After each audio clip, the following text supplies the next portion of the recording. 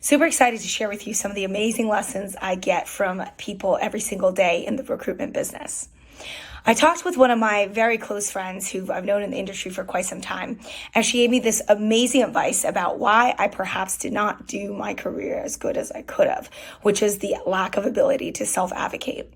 She gave me one of the best pieces of advice. I think never too late, because you can always apply every single lesson you learn into your future endeavors. But she gave me this really great tip, which is called be soft on people, hard on issues. I've heard this before. I know it makes total rational sense, but it's so hard to do because you have to hold your feet to the fire and be so tough on people when you just want to people please and you're scared. And this happened to me the other day. Where she mentioned this story to me, it was because we were talking about how I left my old agency. And I had done such a bad job of negotiating my counter that I got the same exact comp plan. And my boss told me to take 3 weeks off, then charge me for it later. This is just what happens when you do not advocate for yourself and you're unable to just even stand up for yourself. I at the time, I was so mad and bitter because here he was, this man who has made millions of dollars off of me. He told me to take 3 weeks off. Hey, you need a sabbatical. You should just go. Take the time off. We'll cover it. We'll help you through it. Like we'll take care of you. Take the 3 weeks off. When someone says that to you, you automatically think they're going to pay for it. And what happened was after I came back from my sabbatical, he was like, hey, guess what? I'm going to claw this back from your vacation. It was so cheap because it was probably just like minimal, few $1,000s. The fact that this person who is supposed to be my leader, who is supposed to really care about me, was so cheap on just a few $1,000s. Does that person really have my back? Are they really in it for me? No, they'd rather shank me on $2,000 or $3 or whatever to prove a point. I don't even know what.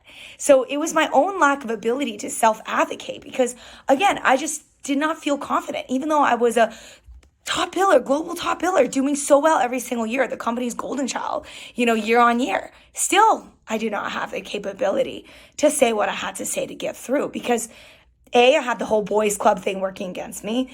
B, I was one of the, if not the only managing producer who was a female at the time. And then C, I knew that I was going to leave. I knew because I've been there long enough to know that things are not going to change.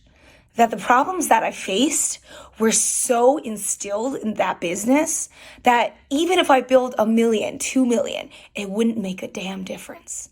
And because I knew how to do direct hire, I knew that if I were to do it, I would just do it myself. I would just keep the whole pie because no way am I going to build out the entire client list all over again for my employer when that was the kind of treatment I got. So a lot of what I experienced was this bitterness, but at the same time, privilege of not having to put up with it because of all the financial decisions I had made up to that point, which was socking away all my money into real estate that had massively appreciated by the time I was in my late 20s. So I could afford to not work for them or work for anyone again.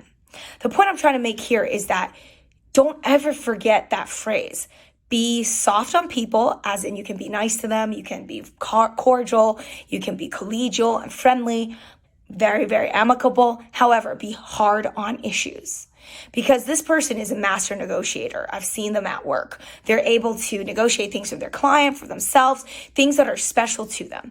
And this is a lesson I think so many young people, like myself at the time, I was in my mid-20s, still very much immature, very scared, very unsure of oneself, not confident enough, even though I've proven myself over and over again.